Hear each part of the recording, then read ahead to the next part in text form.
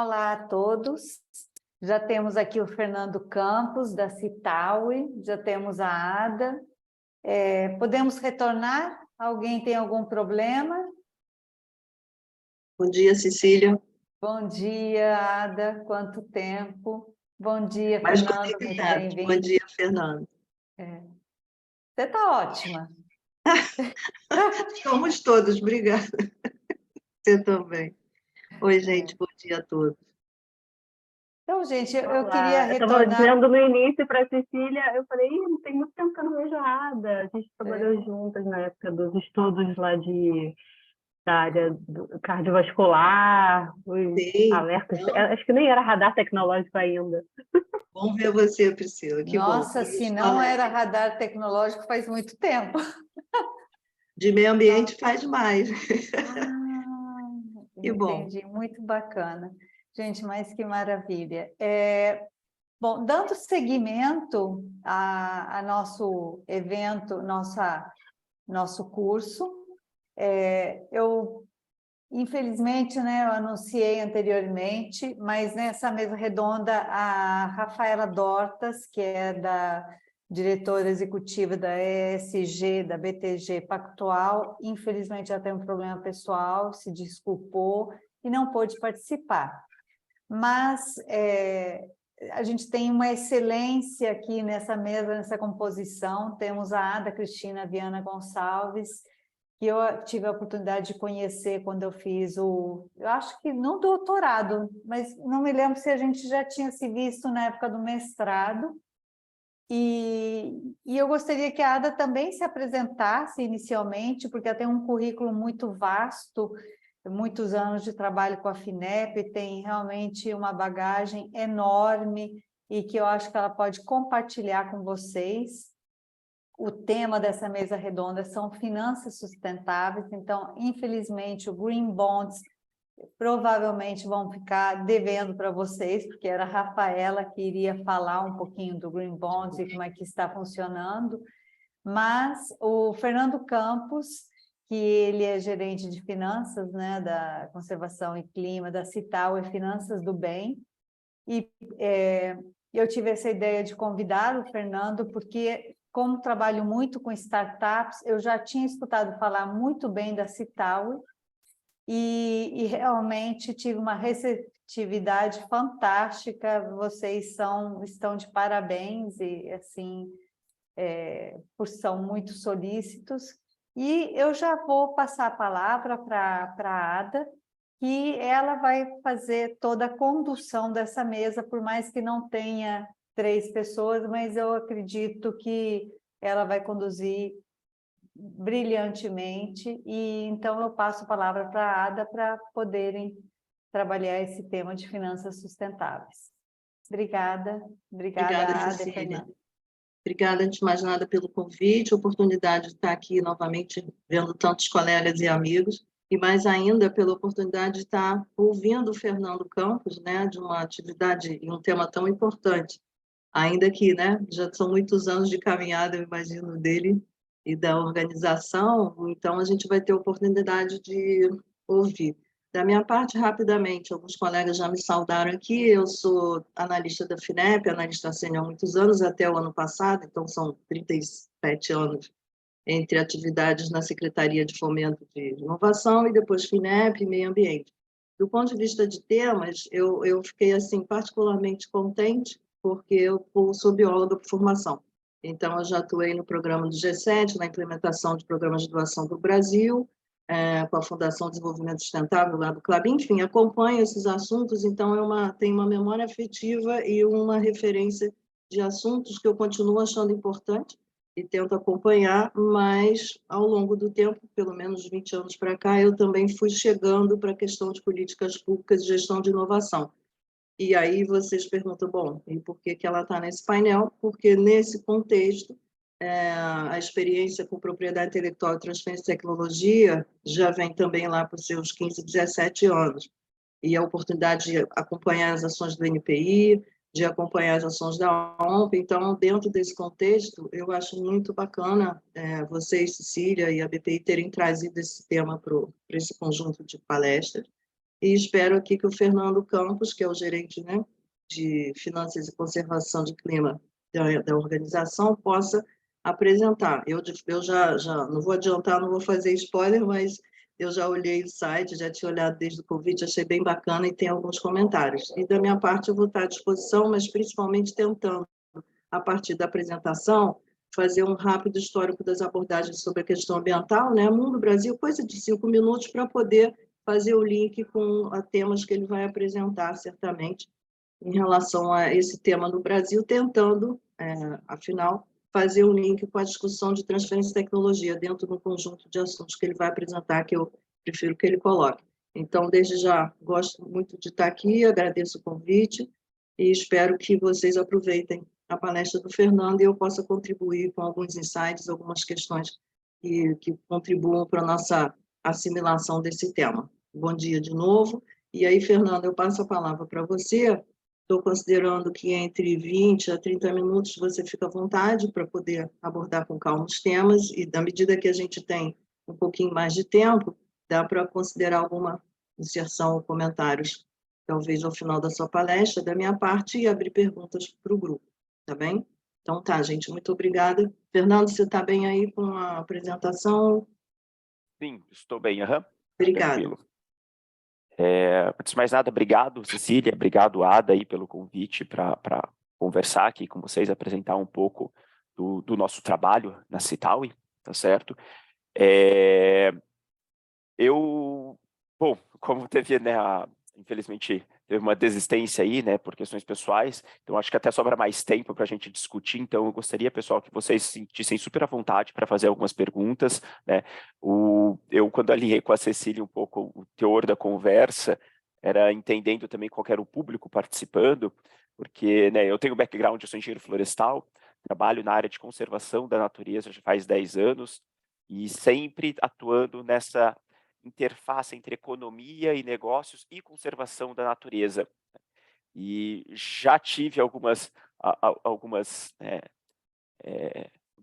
namoros com a área de inovação, sempre buscando com a parte de inovação aberta, mas com certeza vocês vão poder fazer algumas conexões com o trabalho de vocês muito melhor do que eu, e eu acho que essa é a troca que ela é rica, tá? A gente conseguir fazer esse intercâmbio de áreas de conhecimento. Então, por favor, né, quando tiver um momento das perguntas, assim, me provoquem, né, guardem as suas dúvidas aí para a gente fazer esse bate-papo, tá certo?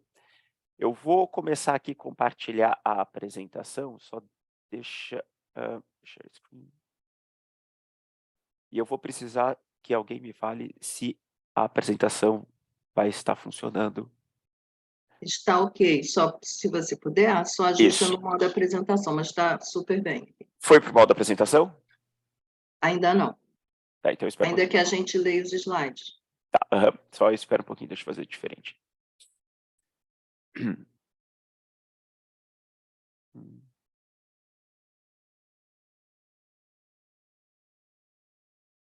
Calma aí. Agora vai funcionar. Pronto, agora deve ter funcionado, certo? Está ótimo, sim. Perfeito. Bom, aqui o papo, né, quando eu conversei com a Cecília, teve aquela provocação, né, de Green Bonds e finanças sustentáveis, e eu falei para a Cecília, Cecília, é o seguinte, né, aqui na Citaui a gente está estruturando uma área mais focada em soluções financeiras para conservação da natureza. E a gente fez algumas conversas, ela falou, Fernando, pode trazer esse tema para o pessoal que vai ser bem interessante. Eu não vou ter as informações na ponta da língua sobre títulos verdes, mas conforme for as dúvidas de vocês, eu posso tentar tratar, né, um pouco sobre títulos verdes também, mas com certeza, né, o BTG teria as informações de mercado e o tamanho do mercado de títulos verdes muito melhor do que eu. Aqui a gente vai trazer um pouco mais sobre como que a gente encontra soluções financeiras para trabalhar a conservação da natureza no Brasil. Tá? Bom, antes de mais nada, eu queria falar o que é a Citaui, né? A Citaui é a organização que eu atuo. Citaui significa reflorescer em Swahili, que é uma língua da África, tá certo? Ela foi fundada mais ou menos 15 anos atrás o Leonardo Letelier, que é o nosso diretor, ele vem do mercado financeiro e sempre atuando no mercado financeiro, ele tinha algo que uma formiguinha, né, uma pulga atrás da orelha, falando, cara, como que eu consigo fazer que o capital possa gerar mais impacto socioambiental? Eu estou aqui trabalhando no mercado financeiro, aumentando fluxos de capital para gerar dividendos, para gerar lucro para determinadas pessoas e organizações, mas será que esse capital ele pode gerar impacto socioambiental? E a partir daí ele cria a Cital, e né, a Cital então tem esse papel de ressignificar, né, o papel do capital para impulsionar propósitos transformadores, né? Como eu disse, fundada em 2018, nós somos uma ONG, né, e somos pioneiros no desenvolvimento de soluções financeiras e mobilização de de capital para impacto socioambiental positivo. Dentro dessa história de 15 anos, a Cital ela já mobilizou cerca de 365 milhões de reais para impacto socioambiental. Sobretudo durante a pandemia do Covid-19, 210 milhões foram para combater a pandemia, tá certo? São mais de 2.500 iniciativas sustentáveis apoiadas, mais de 12 milhões de pessoas beneficiadas, e por aí vai. São esses um pouco dos números que a gente traz aqui. E como que a Cital trabalha? A Cital trabalha dentro dessas áreas. Essas áreas são os pilares de serviços da Cital. A gente tem, assim, eu não vou entrar em cada um deles, é só para tratar um pouquinho do assunto, né? A gente tem um pilar de gestão da filantropia, que é basicamente a gente faz a gestão financeira, contábil de fundos filantrópicos. A gente tem uma vertente trabalhando em investimento de impacto. Para aqueles que não estão familiarizados, investimento de impacto é o termo utilizado para investir, né, investir realmente em organizações que, além de gerar retorno financeiro, elas têm como propósito gerar impacto socioambiental. A gente tem a área de finanças de conservação e clima, que é a área que eu lidero dentro da Cital e que eu vou falar um pouco melhor para vocês aqui, e a área de fundos patrimoniais, que é algo super recente no Brasil, que é a gestão de endowments, certo? Bom, sobre finanças de conservação e clima, basicamente o que a gente faz é conectar o capital com biodiversidade e clima, tá certo? A gente entende que os desafios climáticos e ambientais, eles precisam de recursos efetivos e urgentes, e muitas vezes os recursos filantrópicos ou os recursos governamentais, eles não são suficientes, e eu vou trazer algumas informações sobre isso para vocês, né? Por eles não serem suficientes e a gente ter um desafio enorme relacionado com o clima e com o ambiente, a gente precisa destravar recursos do mercado financeiro, do setor privado. E é isso que a gente faz, é entender como que eu posso compatibilizar os capitais filantrópico, governamental e o capital de empresas privadas para enfrentar os desafios climáticos, para enfrentar a crise da biodiversidade. Tá certo? Bom, começando dessa forma, né? É o que eu sempre coloco, né? O planeta Terra bem que poderia estar vestindo essa camiseta, onde ele está acompanhado de, né, de um certo amigo um pouco estúpido. E por que eu falo que esse amigo é um pouco estúpido? Porque mesmo sabendo que este é o único planeta que nós temos, mesmo sabendo que os recursos são finitos, né, o ser humano ele tem atuado de maneira, vamos dizer, né, negligente, certo? Por que negligente? Porque sim, nós estamos vivendo numa crise da biodiversidade. Só para vocês entenderem, dos 8 milhões de espécies animais e vegetais que estima viverem hoje na Terra, cerca de 1 milhão delas pode desaparecer completamente nas próximas décadas. 1 milhão de espécies nas próximas décadas. Essa é a informação que o WWF traz para a gente, tá? Alguns números: 33% da superfície terrestre do mundo e cerca de 75% dos recursos de água doce hoje são dedicados à agricultura ou pecuária. 75% do ambiente terrestre e 40% do ambiente marinho estão severamente alterados por ações humanas, severamente alterados de tal modo que possivelmente eles não podem mais retornar ao estado natural deles, ao estado que eles tinham anteriormente. Existe hoje, nos oceanos, as tais das zonas mortas, que são causadas por fertilizantes despejados nos oceanos. E o que é essa tal da zona morta, né? Quando o fertilizante ele vai para um ambiente, né, aquático, ele deixa a água mais nutritiva e isso faz com que a proliferação de algas, e essas algas consomem todo o oxigênio presente na água, deixando determinado ecossistema impraticável para outro tipo de vida, zonas mortas. E desde 1980 a poluição plástica aumentou 10 vezes. É algo que vocês já devem estar ouvindo falar muito, de como que a gente tem muito plástico no oceano. Como se não bastasse, né, em 28 de julho de 2022, nós atingimos o chamado Dia de Sobrecarga da Terra. Ou seja, né, nós estamos, né, no vermelho, nós estamos no cheque especial. Né? A gente hoje precisa de 1,7 planeta para suprir as nossas necessidades. Tá? E isso é falando do mundo. Mas se nós, de repente, decidíssemos viver todos do planeta como os estadunidenses, nós precisaríamos de 5 planetas. Então, nós estamos num padrão de consumo e produção insustentável no longo prazo, tá certo? É por isso que a gente vive, e eu não sou ingênuo em dizer, sim, nós estamos vendo uma crise de biodiversidade, uma crise ecológica, uma crise climática, que exige, então, esforços urgentes e rápidos. Bom, se por um lado nós temos degradado o planeta de uma forma tão rápida ao longo dos últimos anos, é importante também trazer como que nós dependemos da biodiversidade dos serviços ecossistêmicos. A natureza ela não é apenas uma fonte de recursos, né, para a gente produzir, né, nossos bens de consumo, mas nós dependemos de vários serviços prestados pela natureza. Aqui eu trago alguns números, né, alguns números que são até são mais evidentes e outros nem tanto, tá certo? Vocês veem, o Brasil ele exporta, né, perdão, gente. O Brasil exporta mais de 350 tipos de produtos agrícolas, tá certo? Sendo que 70% da nossa produção, 70% da produção da agricultura familiar é consumida pelos brasileiros. Essa produção, muitas vezes, ela depende de recursos como água, polinizadores, que são serviços prestados pela natureza. Né? Se a gente olha para uma área de turismo, e agora colocando aqui turismo em unidades de conservação, são 43 mil empregos gerados pela área de turismo em unidades de conservação, gerando 1,5 bilhão de PIB para o país. Para aqueles que não sabem, o Brasil é o terceiro maior exportador de produtos da silvicultura, representando 3,64% do volume total do mercado global. E menos é evidente que 40% da nossa energia primária são provenientes de fontes renováveis. Fontes renováveis a gente diz de hidrelétricas aqui.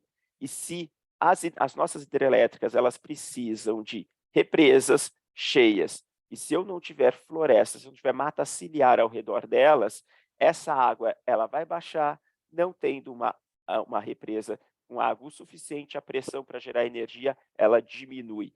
Então, é importante entender essa relação, que inclusive a nossa energia elétrica, hoje no Brasil, ela é altamente dependente de florestas, simplesmente porque ela provê recursos hídricos para as represas.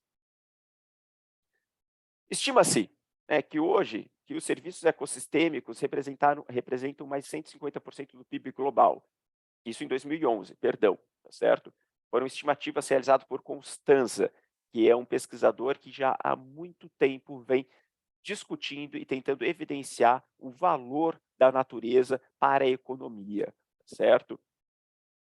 Importante trazer aqui no terceiro ponto que 1/5 dos países, tanto em desenvolvimento quanto em economias avançadas, tem mais de 30% do seu território em risco de colapso do ecossistema devido a um declínio da biodiversidade. Gente, o que isso representa quando eu falo um risco de colapso de ecossistema? Países em desenvolvimento, como o Brasil ou diversos outros, que têm uma economia muito dependente de agricultura, se o ecossistema entra em colapso, há um efeito dominó que vai afetando todo esse setor, certo? São, então, possivelmente secas mais frequentes e mais fortes, incêndios mais frequentes e mais fortes, inundações mais frequentes e mais fortes, tudo isso vai afetando o sistema econômico. Então, quando eu estou em risco de colapso do ecossistema, há um efeito dominó em outras áreas da economia, que muitas vezes a gente não percebe que é tão conectada com a natureza, tá certo? Bom, se por um lado eu falo que, né, estamos vivendo uma crise ecológica, e que sim, nós precisamos da natureza de diversas formas na nossa economia. Mas quando a gente olha qual é o financiamento atual para a conservação da natureza, comparado com a demanda futura de financiamento para a conservação da natureza, a gente percebe que existe um gap. Então, hoje, 2019, são né, uma média, né, vamos dizer, hoje em 2019, perdão, em 2019 foram alocados 150 bilhões de dólares, mais ou menos, para a conservação da biodiversidade. Porém, quando a gente olha para as diversas metas de conservação, né, ou as metas, ou as necessidades de conservação, olhando para o futuro, nós precisaríamos, em 2030, estar alocando cerca de 980 bilhões de dólares por ano. Esse gap de cerca de 711 bilhões é o que a gente olha aqui na Citaui. Como que então, eu posso criar soluções financeiras para destravar esse volume financeiro para atingir as necessidades de conservação da natureza? E quando eu falo necessidades de conservação da natureza, entendam que é sim olhar para o ecossistema, olhar para o animal e olhar para a planta, mas é conservar as bases naturais que sustentam a nossa economia, que sustentam o nosso modo de vida, tá certo? Importante, quando eu olho para esse gap de financiamento em biodiversidade, entender os fluxos financeiros globais, porque eu posso ter tanto fluxos positivos, ou seja, alocações positivas para a conservação da natureza, quanto eu tenho os chamados subsídios perversos, que são fluxos financeiros que vão para outros setores e que, né, sabidamente geram impactos negativos geram impactos negativos na natureza. Hoje, os maiores subsídios, eles são os subsídios agrícolas, os florestais e o de pesca, que geram muito impacto. Quando eu penso em fluxos financeiros, ou quando eu penso em gerar financiamento para a conservação da natureza, eu penso tanto em aumentar a alocação, os fluxos positivos, como que eu posso alocar mais recursos, mas como que eu posso reduzir esses subsídios perversos dentro desses setores. Então, diante desse cenário de inúmeras lacunas encontradas, né, a gente na Citaui, né, diversas organizações e diversas pessoas, inclusive, eles chegam para a gente, porque somos conhecidos por desenvolver soluções financeiras, dizendo, nós queremos, né, investir em conservação da biodiversidade no Brasil. Só que a gente percebeu diversas lacunas nesses diálogos, sobretudo como e quais são as opções para se investir em biodiversidade e manter retornos financeiros. Então, em virtude disso, a gente resolveu criar um caminho por perguntas, com algumas perguntas para orientar os diversos atores em como investir em biodiversidade.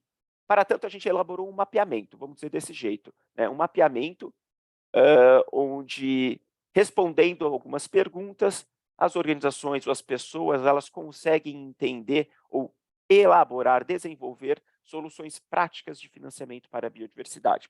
E é um pouco disso que eu trago para vocês. Eu vou apresentar um pouco para vocês em maiores detalhes, mas a gente também pode ir, né, no momento das perguntas, a gente pode aprofundar em alguns temas que sejam de maior interesse de vocês, tá bom? Primeira coisa que eu queria fazer uma desagregação aqui. Instrumento financeiro e solução financeira, tá certo?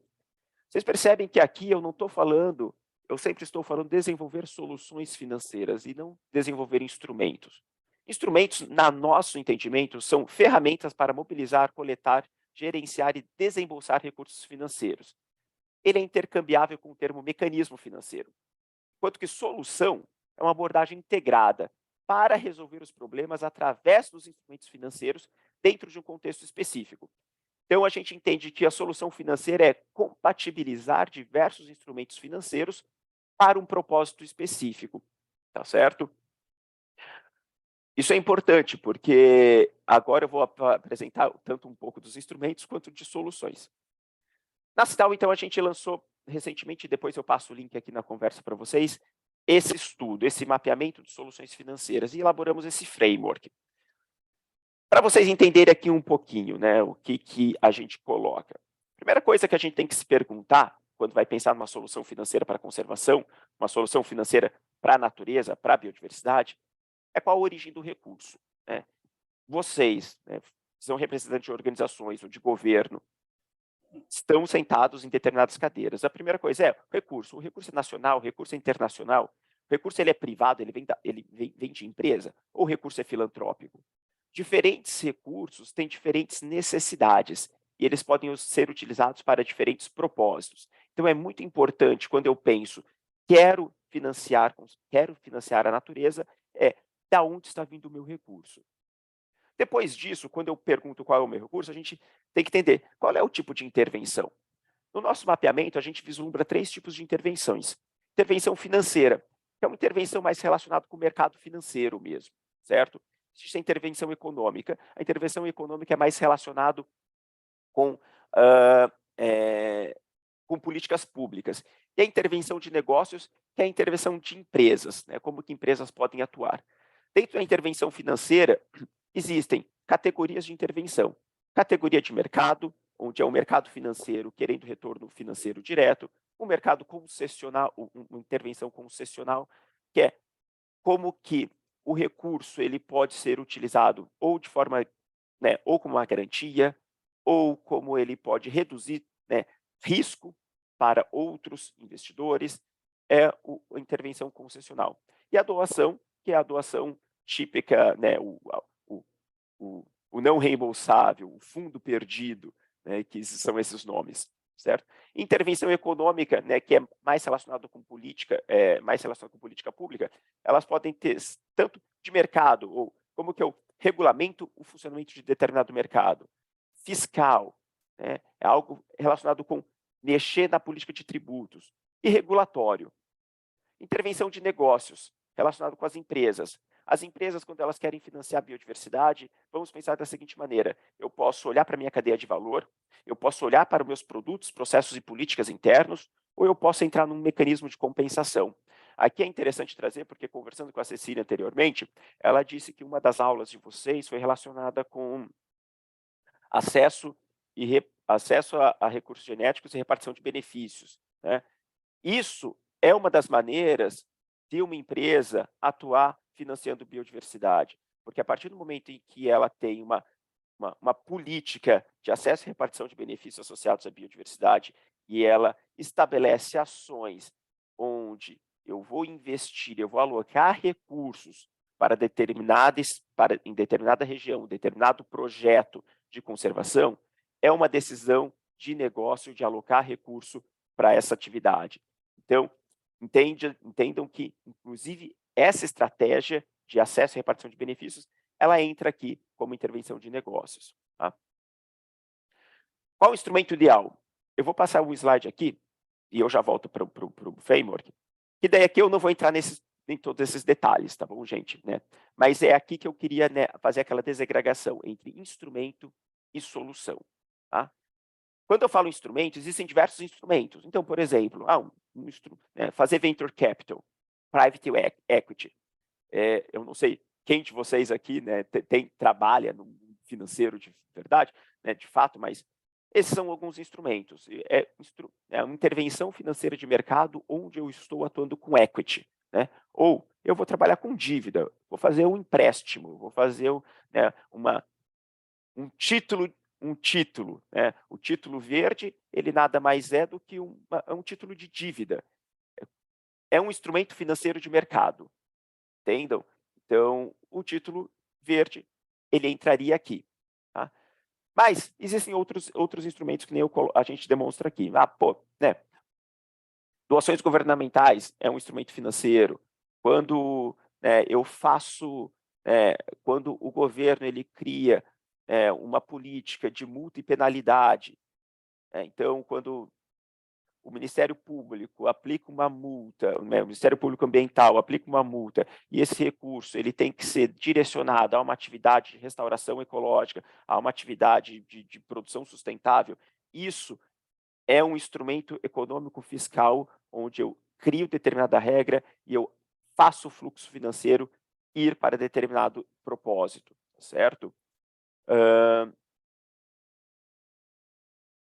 Quando eu olho para as empresas, né, e a gente olha ali, gestão do capital natural, estratégias de investimento sustentável, hoje tem muitas empresas olhando qual é o meu risco associado com a natureza.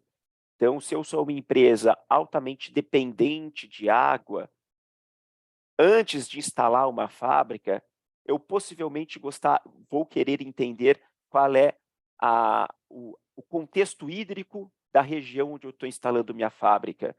Porque se eu instalo minha fábrica numa região de estresse hídrico, essa minha fábrica, que é altamente dependente de água, ela pode ter prejuízos no longo prazo, ou seja, o meu negócio ele está em risco de não dar o retorno financeiro previsto. É o que a gente chama de gestão do capital natural, olhar as relações de risco e dependência com a natureza antes de eu instalar meu negócio. Então, aqui é uma lista de instrumentos de acordo com os tipos de intervenções. E a gente pode utilizá-los de maneiras compatibilizadas para criar a solução. Isso aí, o que eu falei, é basicamente olhar para a parte financeira, tá certo? Mas e a conservação? Como que fica? Né? A gente tem que, né, isso são perguntas que chegam para a gente muitas vezes, né, o pessoal fala bem assim, a gente quer investir e financiar a conservação da natureza. Tá, mas você tem algum, né, tem algum setor, né, de preferência?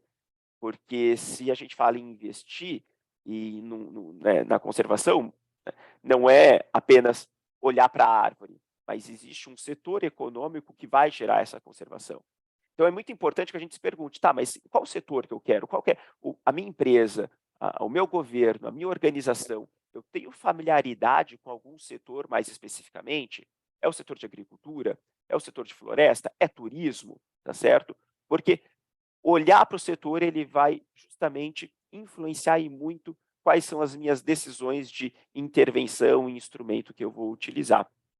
E, por fim, que é o ponto final da conservação, né, da natureza, é quais são os ativos ambientais a serem envolvidos. E aqui é muito importante, vocês viram, eu uso a palavra ativo, tá certo? Por que ativo? Um ecossistema terrestre, um ecossistema aquático, né, a nossa atmosfera são ativos. E esses ativos, eles geram os tais dos fluxos, que são os serviços ecossistêmicos. Vamos entender dessa forma, né? Vocês, muito provavelmente, devem ter a poupança de vocês ou um investimento em algum lugar. Vocês têm um ativo financeiro investido, que está rendendo a uma taxa de juros, tá certo? Os nossos ecossistemas são ativos e eles rendem uma taxa de juros. Essa taxa de juros são os serviços ecossistêmicos. Então, quando eu tenho uma floresta bem conservada ou uma floresta, uma grande porção de floresta, essa floresta ela está removendo o carbono da atmosfera, ela está regulando, né, o microclima, ela está regulando aspectos hídricos, ela está fornecendo, né, polinizadores para os ambientes agrícolas. Então, este ativo, este ecossistema florestal, que é um ativo, fornece serviços ecossistêmicos, tá certo? Então, é muito importante a gente sempre ter isso em mente. E quanto maior e melhor a qualidade do nosso ativo, melhor vai ser a qualidade dos serviços ecossistêmicos providos, tá bom? Então, essa é uma leitura importante que a gente faz. Por fim, né, a gente olha de uma maneira transversal, né, as estratégias e os resultados esperados. Em estratégia, a gente eu acho que vou falar aqui, na verdade.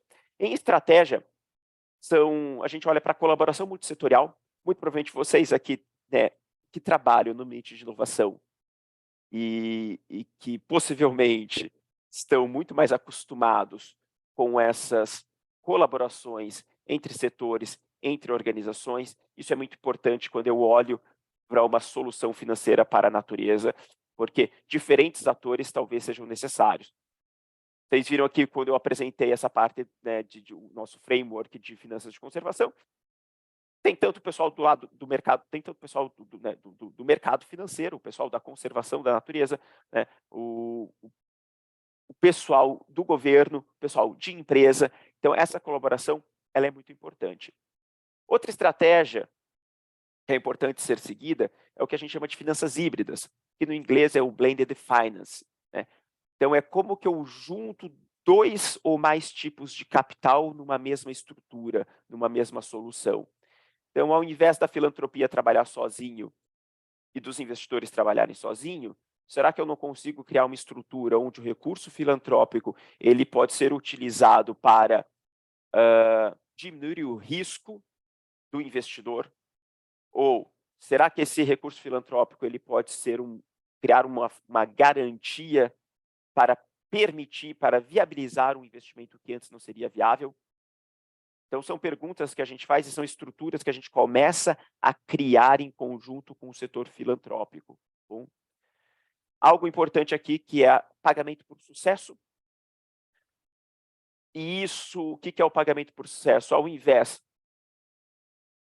Isso é importante porque a filantropia tradicional, muitas vezes, né, ou os recursos não reembolsáveis, né, as doações, elas são muitas vezes incondicionais. Ou o que quer dizer isso? Tanto qualquer doação, seja da filantropia, seja de uma empresa, seja, né, de um governo, eu dou o dinheiro, eu faço a doação antes e o projeto é desenvolvido e eu não tenho certeza se o resultado vai ser atingido ao final do período. Pagamento por sucesso é a gente falar, eu vou te dar o recurso, esse recurso ele pode muitas vezes ser de doação, mas eu vou te dar ao final do processo, quando você me comprovar o atingimento do sucesso, certo? Títulos, né, o título verde, ele tem um desenho relacionado com pagamento por sucesso, porque as taxas de juros elas podem variar de acordo com o atingimento de determinadas metas de sustentabilidade ou determinados indicadores previstos no título verde, tá bom? E os fundos socioambientais, que é muito uma gestão de recursos financeiros para como que a gente pode, de fato, trabalhar determinada causa e dentro de um fundo socioambiental ele pode ser um filantrópico, um fundo rotativo, onde o recurso ele vai e volta, ou, né, como na Cital a gente faz bastante, que é empréstimo coletivo, uma plataforma de empréstimo coletivo, que funciona como se fosse um crowdfunding, só que ao invés de vocês doarem um dinheiro para um projeto, vocês estão emprestando dinheiro para um negócio. Então, a Cital ela coloca nessa plataforma negócios para receberem empréstimo. E qualquer pessoa com CPF pode emprestar dinheiro a partir de R$10, né, e ter retornos de 14% ao ano e por aí vai. Tá? Gente, na verdade, eu queria... Era mais ou menos isso. Outro slide aqui, acho que é desnecessário, tá certo? Eu queria apresentar mais ou menos isso para vocês, mas antes de passar, eu vou descompartilhar a tela aqui. Bom, gente. Porque antes de passar a bola para a Ada e para a participação aí de todos, gostaria de fazer, né, uma provocação. Eu me faço essa provocação, né? Mas, Fernando, você apresentou aqui a parte, né, como que é isso, como vocês enxergam, né, os instrumentos financeiros, como que uma solução financeira ela está sendo colocada, né, ou pode ser estruturada, mas você não falou nada assim, relacionado com clima, né, com o mercado de carbono e por aí vai, certo? Qual que é o nosso entendimento? O mercado de carbono ele é uma solução financeira que compatibiliza diversos instrumentos. Então, quando a gente olha para o nosso framework e olha e pensa no mercado de carbono, vamos pensar, o recurso financeiro para o mercado de carbono, ele sai da onde? Ele pode ser um recurso privado, né? Ele pode ser um recurso governamental. Dentro daquelas intervenções, ele pode ser uma intervenção estritamente privada, ou seja, um mercado de carbono voluntário. Eu estou desenhando um projeto de carbono de compensação de carbono, eu, empresa privada, estou desenhando um projeto de compensação de carbono e compensando com algum projeto específico. Existe, então, uma decisão empresarial de gestão de sustentabilidade, de querer compensar o carbono. E, portanto, ela cria uma estrutura financeira, um fluxo financeiro que vai financiar esse projeto de carbono, de restauração florestal, para remover o carbono da atmosfera, tá certo? Porém, existe também uma intervenção governamental, uma intervenção econômica, uma intervenção de mercado, quando o governo, que é o que tem acontecido no Brasil, decide regulamentar o mercado de carbono. Quando ele regulamenta o mercado de carbono, ele cria outras possibilidades de fluxo financeiro para para enfrentar as questões climáticas e também, né, para buscar ações de conservação da natureza. Outra coisa, não sei se vocês estão familiarizados, mas hoje existe um buzz em relação, né, aos tais dos programas de pagamento por serviços ambientais. Ô, Fernando, a gente ouve falar muito sobre esses tais de PSA, pagamento de serviços ambientais, mas você não apresentou aqui. Porque PSA também é uma solução, é uma estrutura que vai depender de diversos contextos, tá certo? Então, eu não gosto de falar que PSA é uma bala de prata, porque esta solução ela tem que ser estruturada de acordo com determinados contextos. Um PSA, ele pode ser um PSA hídrico, ele pode ser um PSA de carbono, ele pode ser um PSA de biodiversidade, tá certo? Eu posso estar falando,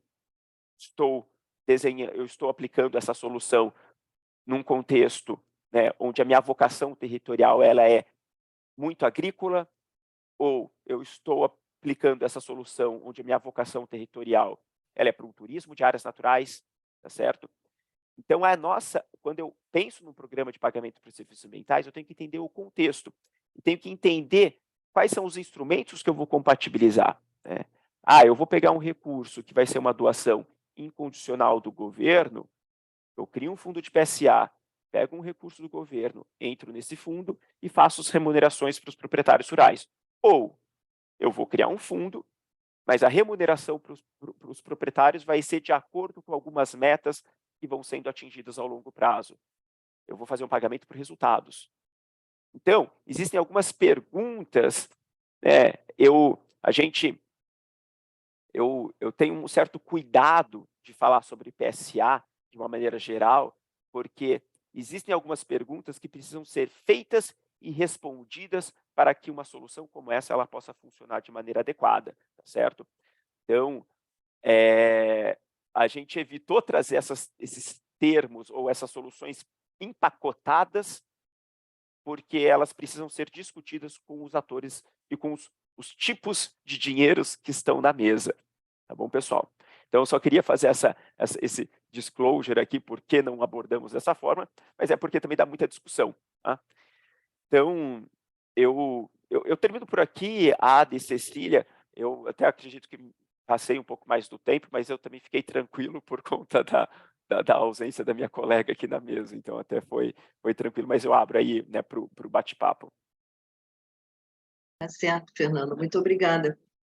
Eu vou aqui fazer alguns comentários. Como eu disse, né, eu já tinha olhado o site de vocês e olho, e vou só para juntar aqui os assuntos, ou tentar trazer um pano de fundo, só para vocês terem uma ideia, né? Eu sou bióloga, trabalhei numa agência de fomento, e aí aquela questão dos tipos de dinheiro é sempre o que eu tento colocar até nas aulas e tal, de gestão de inovação. Por quê? Eu posso dizer, e é só essa frase agora, que eu só dei o clique melhor depois que eu fui trabalhar com capital de risco. Por quê? Porque a gente tem um sistema capitalista, a gente tem, eu digo, mundial, né, pelo menos desde a década de 50, que até agora não mudou muito, pelo menos as premissas principais.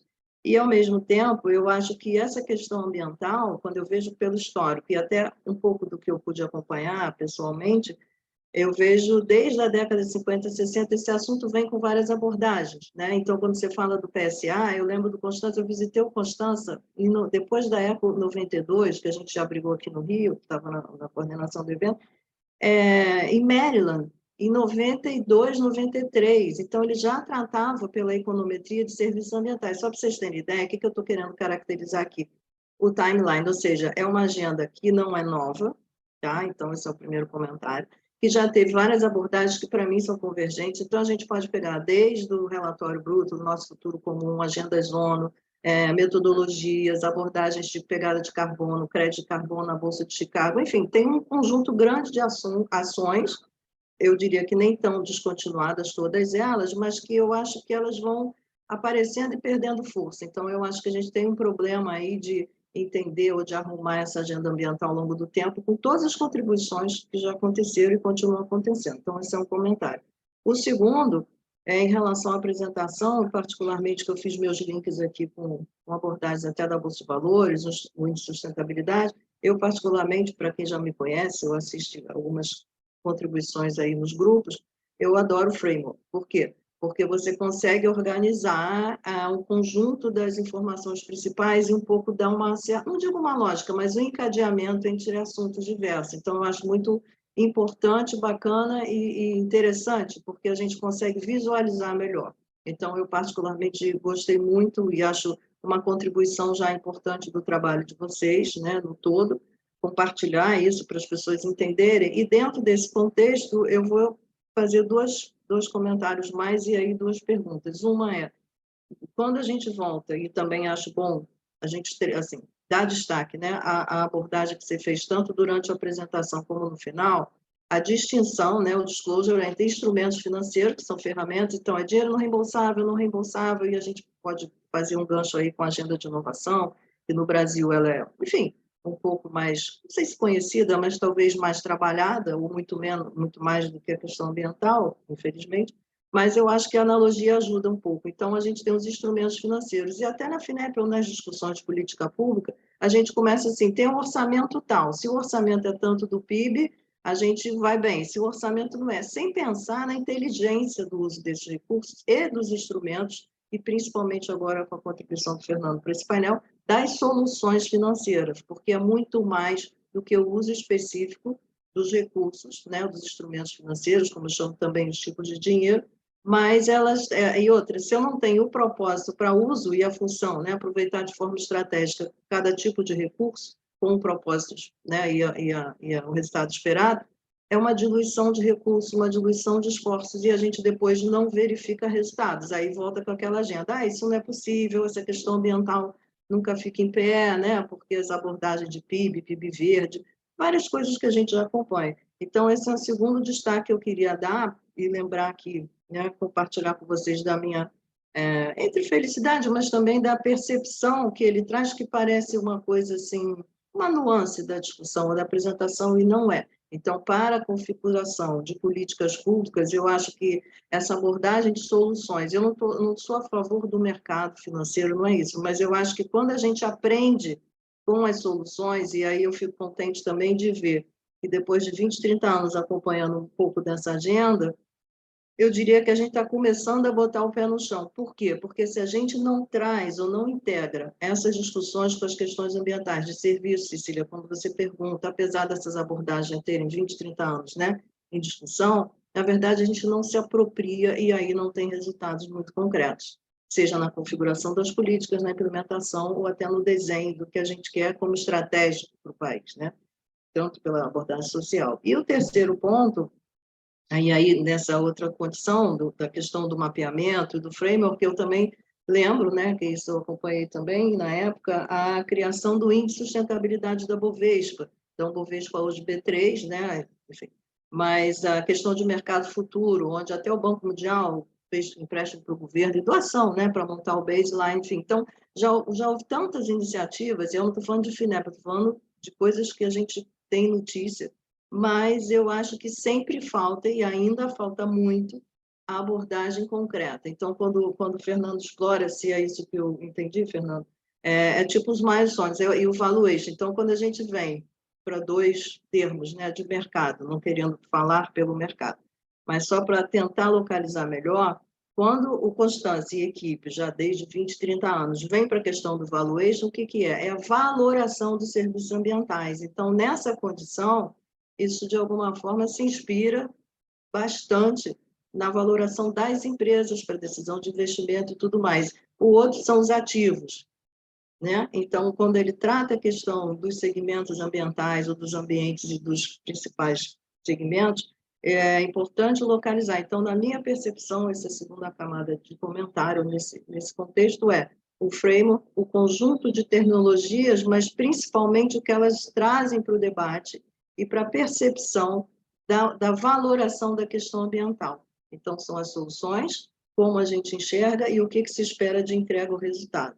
E o terceiro, para comentar aqui, e aí é onde eu paro por enquanto, assim, estou à disposição, mas não quero monopolizar, aí fazer um gancho e aí uma pergunta, Fernando, em duas frentes, né? Essa semana eu acho que muita gente acompanhou, não foi só eu, e não foi só dessa vez, as entrevistas e algumas inserções na mídia, né, por conta dos fóruns globais, da Jayata Gash, eu não sei se eu gosto do nome dela, é indiana, então vocês veio para ralar de lá em final de meados da década de 90 e tudo, eu digo indiano, onde ele trouxe a contribuição da base da pirâmide, então já trouxe essa questão ambiental, a questão, né, social, mas ela fica, não vou dizer perdida, ela fica um pouco de lado, né? Então, quando a gente volta a ouvir ela, já está, que é uma economista, é uma pesquisadora de Nova Delhi, e traz de novo, ela sempre coloca um pouco o seguinte, o problema é global, então nós precisamos de soluções globais, além das locais, a vertical, a horizontal, mas como isso pode, na sua percepção, o que a gente precisa evoluir nessa abordagem, em termos de políticas e tudo. E do ponto de vista instrumental, eu queria só, bom, não precisa botar, mas eu gostei também, além da estrutura, né, do framework, também de como você destacou alguns instrumentos financeiros e soluções. Então, eu queria fazer um gancho aqui em relação à questão de propriedade intelectual. Me pareceu muito interessante quando a gente traz a questão de compensação, offset, que eu acho que no Brasil a gente usa pouco, do ponto de vista estratégico, porque os países usam isso direto, assim como os endowments, né, que é um mecanismo financeiro de doação com essa característica no Brasil, muito mais recente. Estados Unidos faz isso há décadas, né, quinquênios já, sei lá quanto tempo, mas culturalmente a gente também não tem. Mas mesmo que a gente olhe os instrumentos e os tipos de dinheiro, o que eu queria só pedir para você comentar, se fizer sentido, de que forma a gente pode considerar, isso foi uma discussão que eu tive uns 4 anos até com o Banco Mundial, a questão do licenciamento de propriedade intelectual, transferência de tecnologia, absorção de tecnologia, como uma base, não a única, mas um mecanismo também de construção e de absorção de tecnologia em cima de uma agenda ambiental. Por quê? Porque a gente tem um estoque de conhecimento muito grande no Brasil para várias áreas, tem um conjunto grande de ações para startups, então, de alguma forma, com empresas grandes, pequenas, ou a partir dessa base de conhecimento disponível, como que a gente entra na questão de transações comerciais em termos de tecnologia / soluções ambientais. Então, até eu estou tentando organizar um material pequeno sobre isso. Por quê? Porque eu acredito que o tempo de maturação tecnológica versus o olhar sobre as tecnologias pode levar a gente a participar um pouco desse jogo e não necessariamente depender de uma capacidade de investimento grande ou total para fazer negócios ou estar no mercado que eu digo de discussão ambiental, com propósito, como a gente já fez, né, para o protocolo de Kyoto, ou seja, o Brasil já apresentou várias propostas e agendas, de novo, descontinuadas, infelizmente, isso é um traço nosso cultural, mas como é que a gente volta para o jogo? Então, seria da abordagem, se a gente assume, que para mim é meio óbvio, mas essa necessidade de abordagem global por soluções que são específicas, locais, né, países, continentes, mas também são globais, como você apresentou no dia, né, da sobrecarga ambiental, que, aliás, hoje está fazendo, daqui a pouco quase 1 ano, se não é hoje, mas e aí você olha lá no gráfico, né, Estados Unidos, a contribuição, por quê? Também pelo modelo econômico e a base industrial. Então, tem um conjunto de coisas aí para discutir, fluxos capitais, que eu não vou entrar no mérito agora, mas, de fato, é o seguinte, se a gente está falando no contexto de geração de tecnologia, propriedade industrial e tudo mais, como a gente traz essa bagagem para o jogo e tentar compor políticas que apropriem melhor esses mecanismos, além dos tipos de dinheiro per si, né, dos instrumentos financeiros. Então, eu gostaria de trazer essas 2 colocações para vocês e para você em especial, Fernando. Obrigada. Perfeito, obrigado, Ada, aí pelas suas contribuições. Bem bacana aí a lógica que você fez na tua apresentação aí, resgatando alguns pontos. Indo diretamente ao que você pergunta, acho que elas estão até conectadas, eu diria, né? Agora, parando para pensar um pouco melhor. Essa questão da base da pirâmide, ela é discutida, bastante também numa vertente ambiental, né? Eu até estava aqui olhando o livro do Stuart Hart, que é aquele O Capitalismo na Encruzilhada, onde ele é quem cria, né, vamos dizer, junto com um companheiro pesquisador indiano, que não me falha o nome agora, a questão da base da pirâmide. Mas daí vem essa pergunta, tá? As soluções criadas, ideia que eu não vou falar de soluções financeiras, tá bom, gente? As soluções criadas para gerar prosperidade para a base da pirâmide, se elas forem copiadas das soluções que são utilizadas para quem está acima da pirâmide, o planeta não aguenta, tá certo? Por quê? Porque se eu tenho um modelo de produção insustentável, como já está posto, tá certo? E ao mesmo tempo esse padrão de consumo e produção é insustentável, como está posto, e eu sei que existe uma grande parcela da população mundial que está fora desse mercado de consumo, né? Se eu inseri-los nessa base da pirâmide da mesma maneira como neste padrão de consumo e produção, não tem planeta que aguente, né? Então, o Stuart, ele fala muito bem sobre isso. Ele fala como que a gente pode criar soluções para, né, soluções para a base da pirâmide, mas que sejam compatíveis com os limites planetários. E aí é a inovação, entende? Aí é a inovação.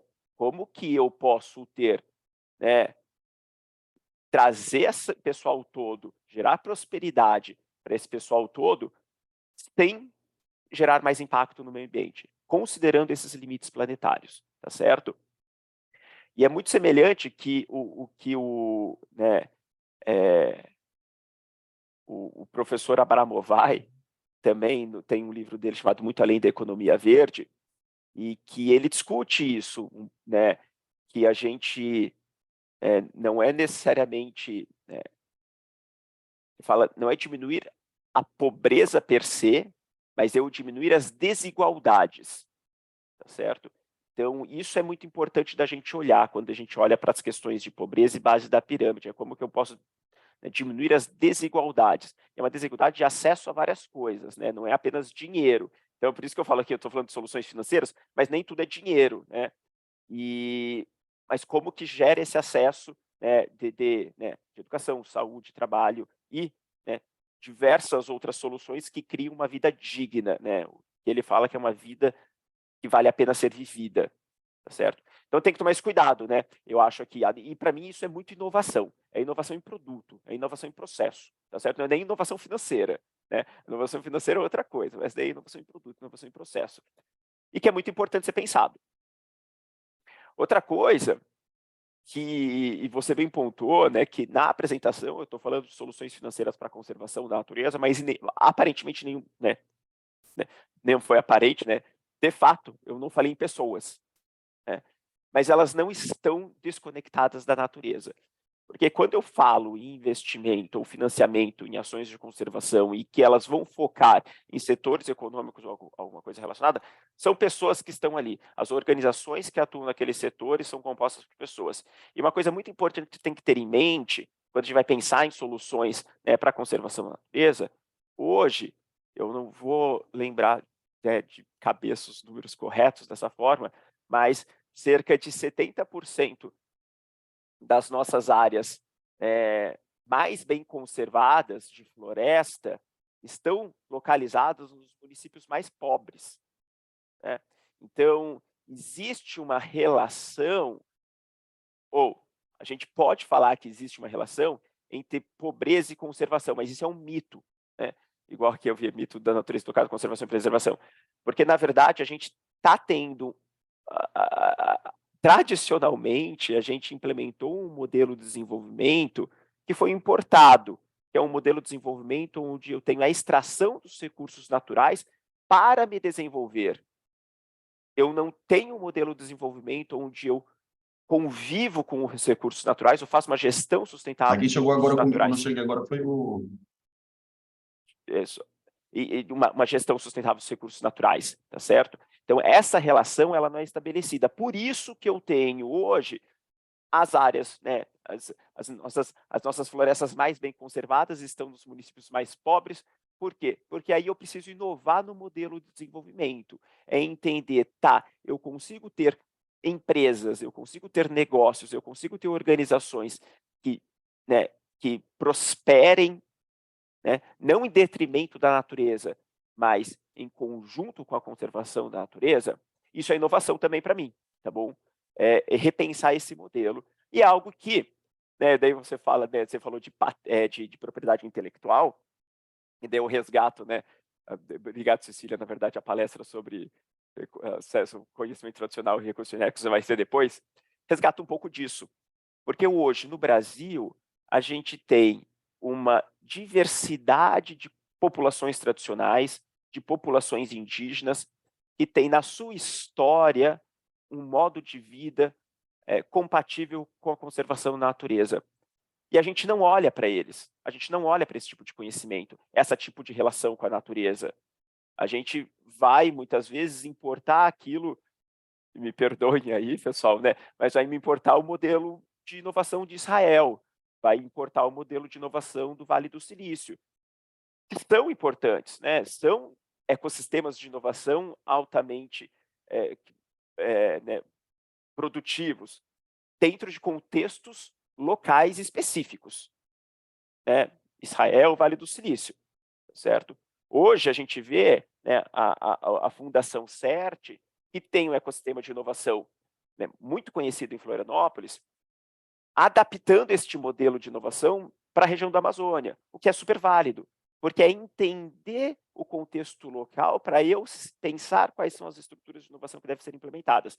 Então, isso é muito importante, Ada, daí quando você fala de propriedade intelectual, que daí eu não sei se conversa necessariamente, porque, né, você, né, não vai ter a propriedade intelectual, porque quando você acessa o conhecimento tradicional, depois você tem que repartir isso, daí vou deixar a discussão para o pessoal depois, mas olhar para essas populações com modos de vida mais compatíveis com os limites do planeta é muito interessante. Eu acho que aí a gente pode aprender bastante. E quando eu falo em aprender bastante, né, vem um outro termo na minha cabeça, que é o soluções baseadas na natureza, que é como que eu posso olhar para a natureza para solucionar os problemas da nossa sociedade. Então, eu me inspirar pela natureza. E a inovação. Eu tenho, às vezes, até, né, exemplos clássicos de biomimetismo, né? Como que o bico do pássaro do mergulhão, não sei das quantas, influenciou o trem-bala do Japão, tá certo? O quanto que o Foi formato das... mencionado. Foi? Foi Boa. mencionado, acho que foi segunda-feira, só que muito Ótimo. bacana. Então, isso é solução baseada na natureza, é você olhar para a natureza e se inspirar na natureza para desenvolver soluções que podem ser soluções tecnológicas, né? Mas podem ser soluções de infraestrutura, né? O quanto que uma restauração, um mangue, uma restinga, é uma infraestrutura verde que consegue mitigar os efeitos de uma enchente. Você entende? Então, ao invés de eu criar estruturas cinzas altamente caras e complicadas, restaurar talvez seja um caminho. Então, eu coloco assim, esses pontos, né, que você foi trazendo, que daí eu vejo como que isso bebe com a área de inovação aí ao longo do processo. Tá ótimo, Fernando, obrigada. Eu vou aqui só ler e passar para a Cecília, porque alguns comentários, tem aqui mais um, né, da Daniela, sobre as formas de financiamento, intervenção em negócios, trata a repartição de benefícios, e ela vem avaliando, né, que a empresa sempre tem essa visão, mas não tem obrigação, e tem mais uma opção. Mas repartir benefícios é imposto por lei, parte da política que deve ser implementada na governança que trabalha com esse tema. Então, se você poderia comentar, ou seja, isso aqui é uma pergunta do chat da Daniela, tem outros comentários, mas eu, na verdade, queria trazer, só ler para vocês, né, para facilitar a integração e onde você pudesse comentar. E aí, o Daniela e grupo, né, eu penso o seguinte, tem coisas que são determinadas por lei, se a gente pensar, você comentou, Fernanda, a política intelectual, e eu trago também a industrial, né, quando a gente fala de tecnologia, transferência de tecnologia, absorção, transações comerciais a partir de tecnologias, né, aliás, tecnologia, na essência, vem dessa transação ou do valor agregado que ela traz do ponto de vista comercial.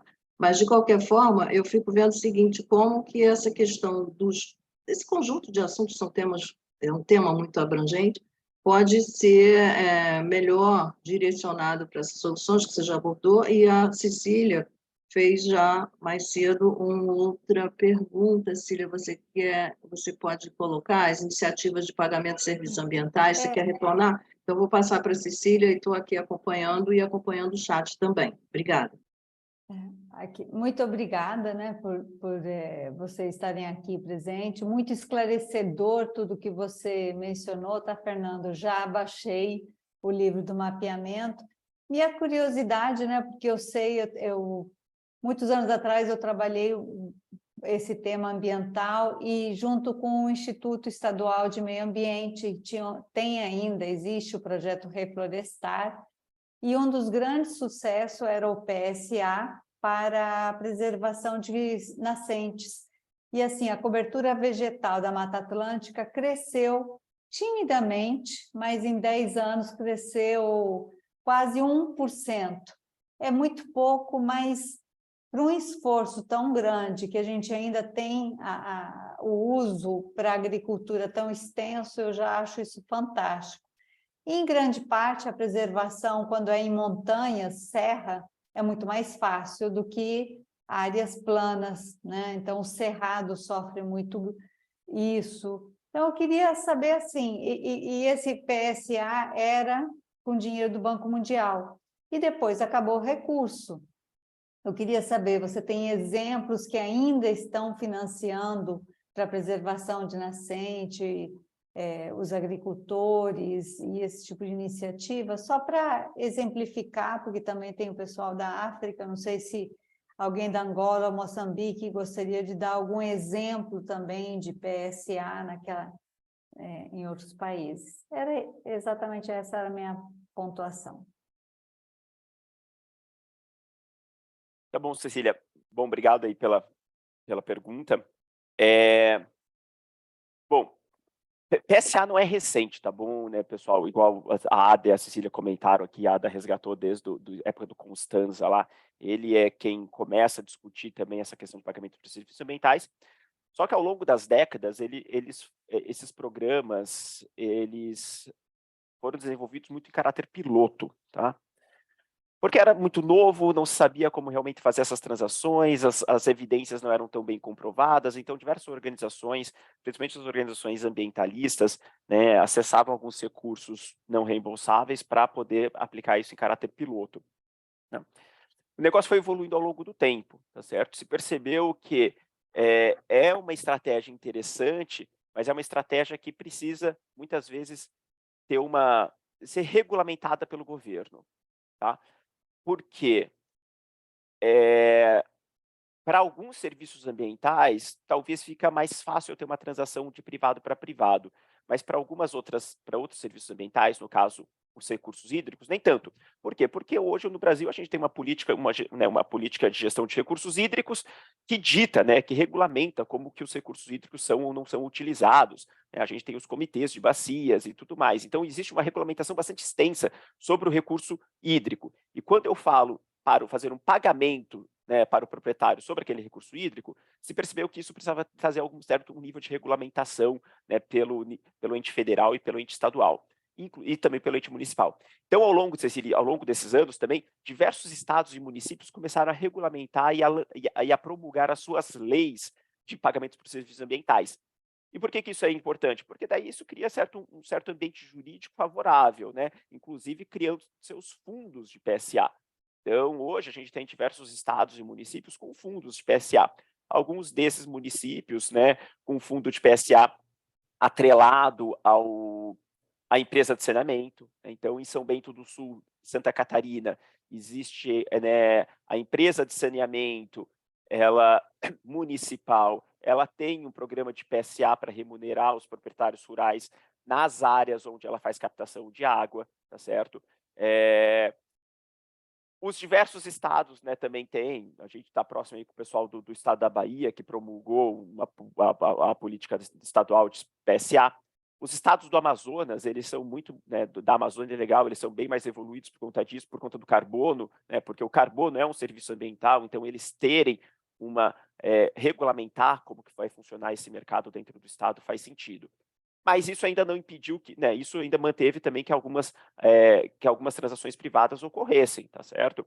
Então, hoje tem um projeto de PSA bastante grande na Serra da Mantiqueira, inclusive a Cital é a gestora financeira desse fundo de PSA, que foi implementado pela TNC com recursos do Mercado Livre. A TNC, a The Nature Conservancy, ela está engajando e restaurando áreas de proprietários privados na Serra da Mantiqueira.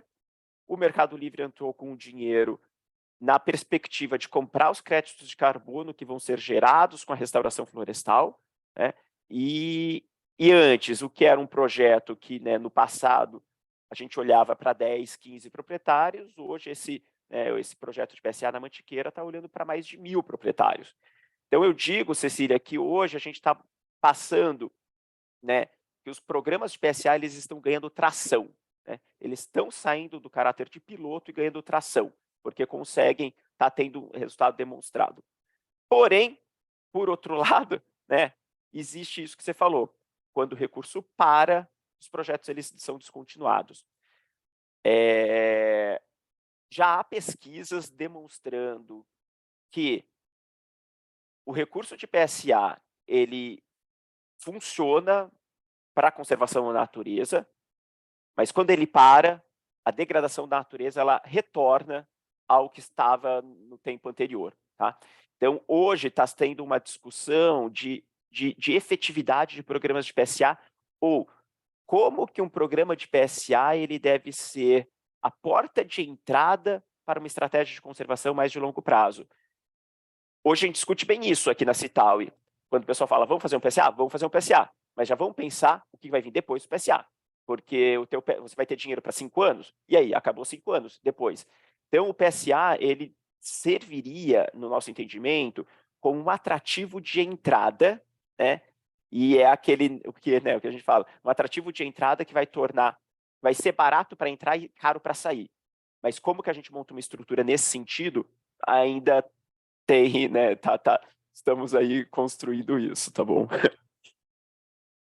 Excelente, adorei sua ponderação e fico animada de que já está na fase de tração, quer dizer que é realmente consolidado um sucesso, porque essa é sempre uma preocupação e como eu trabalho muito com inovação e umas outras áreas, né, com propriedade intelectual, às vezes a gente se afasta desse tema, né? Temos um gatinho aí, parece? Sim, tem. Ada, alguma outra ponderação?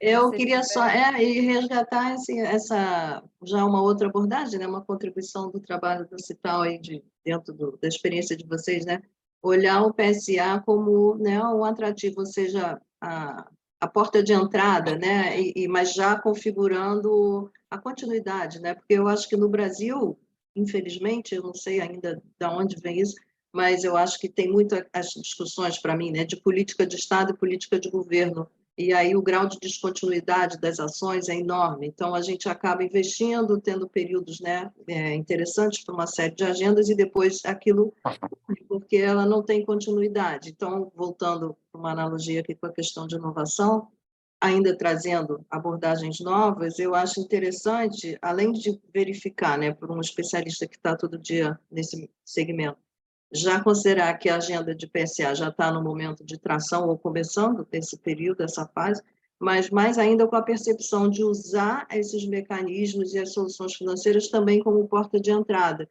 para outras soluções. Então, você monta a base, cria uma atratividade ou uma agenda mais ou menos pautável, né, mais percebida do ponto de vista dos agentes, e aí, a partir dessa base, leva para outras subsequentes. Então, eu acho bem bacana. O Leonardo, e aí um segundo comentário rápido que eu estou lendo aqui, o Leonardo Medeiros, ele pediu desculpa, mas parabenizou você pela apresentação.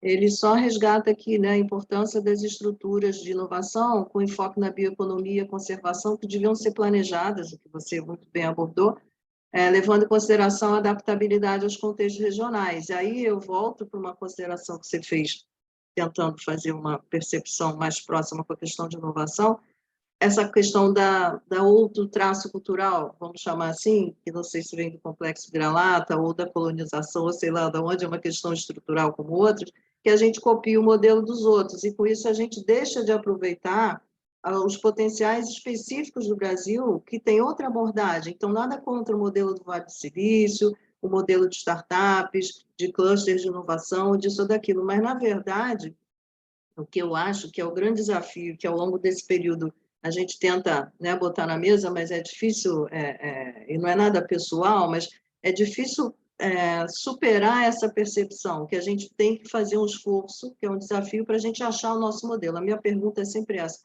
afinal, quais são ou quais seriam os melhores modelos para o Brasil em relação a essa agenda?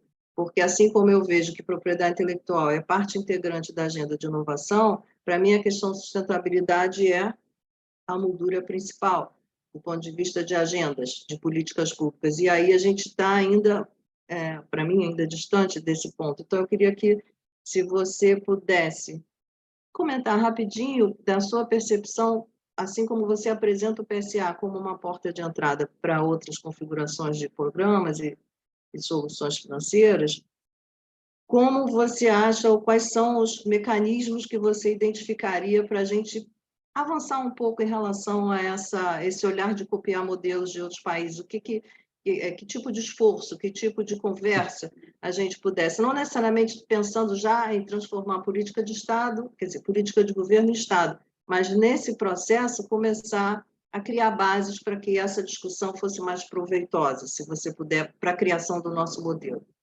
Obrigada. Não, beleza? Também, assim, o Brasil é grande. Bom, a gente tem evitado falar de soluções assim em nível de Brasil. O que a gente tem se envolvido mais, assim, não mais, né, mas acho que por um caminho natural, vamos olhar para a Amazônia, tá certo?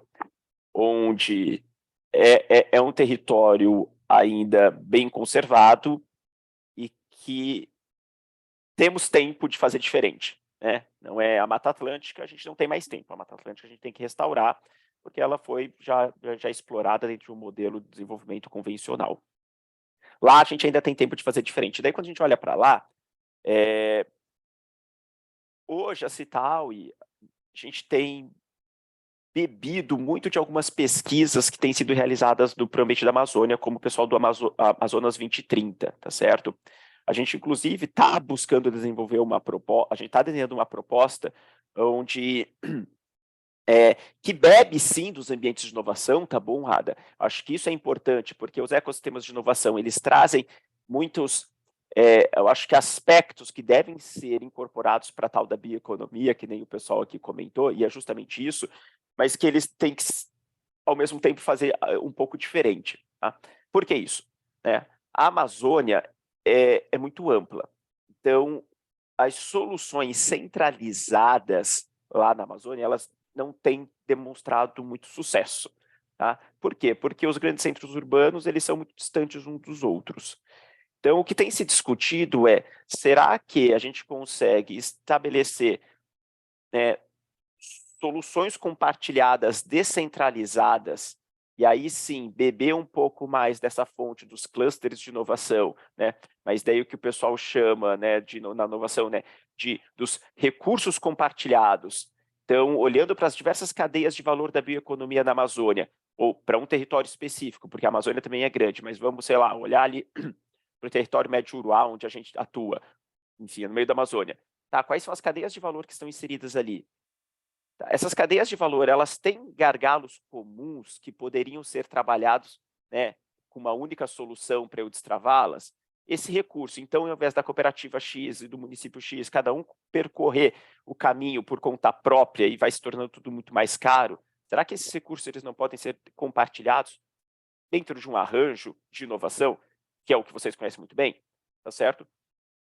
Então, sim, dá para olhar para esses aspectos lá para a Amazônia, só que a gente tem que ser um pouquinho mais descentralizado nesses processos, porque ela é muito grande.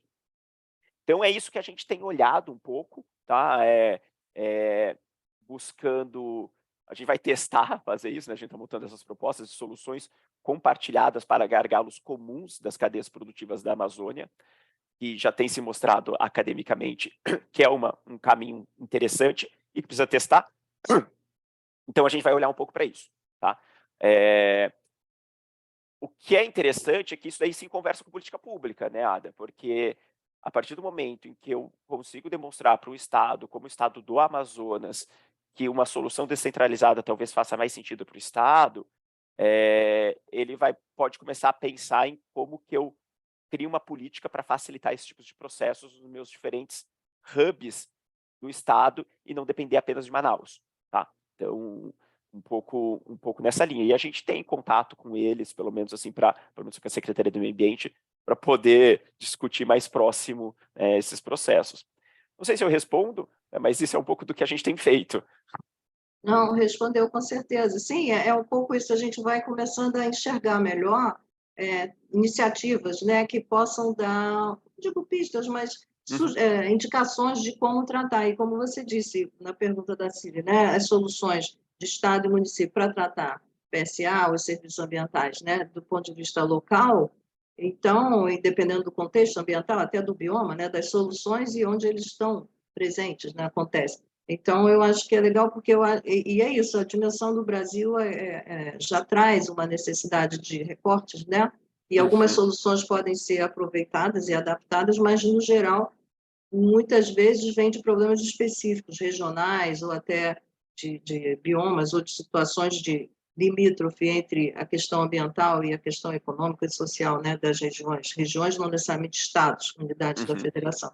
Então, é um conjunto enorme. Por outro lado, eu acho que a gente tem exatamente uma base para exercitar e tratar vários tipos de modelo, e com a criatividade e a atenção da formulação desses assuntos, eu acho que a gente teria realmente muitas possibilidades.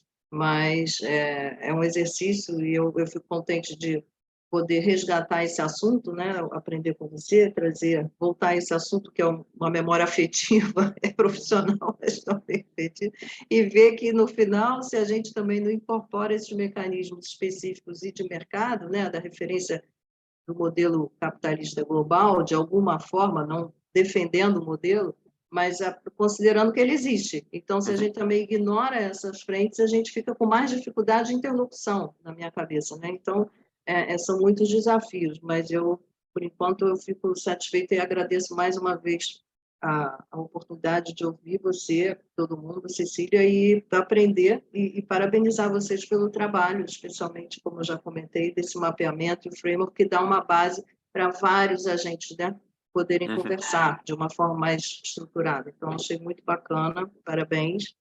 E, Cecília, fico aqui, a gente tem ainda mais uns minutos, estou vendo aqui no chat, estou acompanhando, não sei se alguém quer fazer outros comentários.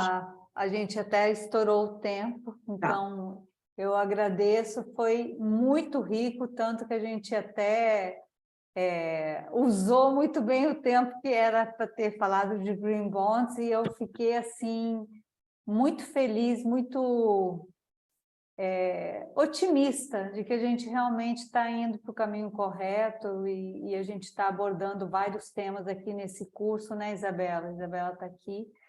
E que estão sendo complementares. E amanhã, falando de repartição de benefícios, vem o Alexandre Guimarães, que tem um estudo sobre IG, e ele vai abordar conhecimentos associados à repartição de benefícios. Então, esse vai ser um tema abordado amanhã. Não sei se Isabela quer fazer o fechamento, mas eu primeiro queria muito agradecer Fernando Campos por ter participado, a Ada também. Foi riquíssimo. E se Isabela quiser fazer o fechamento, fique à vontade, Isabela. Microfone fechado. Obrigada, Cecília. Não quero... Fechou de novo, Isabela. Queria agradecer muito a presença dos palestrantes aqui, da Ada, do Fernando. Não sei se os palestrantes da mesa 4 ainda estão aqui, a Suzana, o Michele, o José Vitor, acho que não, né? Não. Só uma pequena ordem paroquial que no formulário de avaliação, muito provavelmente, o Silvano não teve tempo de retirar o nome da Já Rafaela. retirou, ele é Já retirou. perfeito. Já ele é muito perfeito. Então tá ótimo. Então nada, não, eu repasso para você, Suzana. Obrigada. Cecília, perdão. Sim. Então, gente, amanhã temos um dia onde que vamos ter eco-branding com Priscila Baluzier, do NPI. Depois vamos ter um professor da Unesp para falar sobre eco-inovação também, né? Um estudo de caso. E depois a mesa redonda mais esperada, que é sobre indicações geográficas, e temos vários palestrantes. Tenham um excelente dia e respondam, por favor, a enquete, que para a gente é muito importante. Muito obrigada e até amanhã.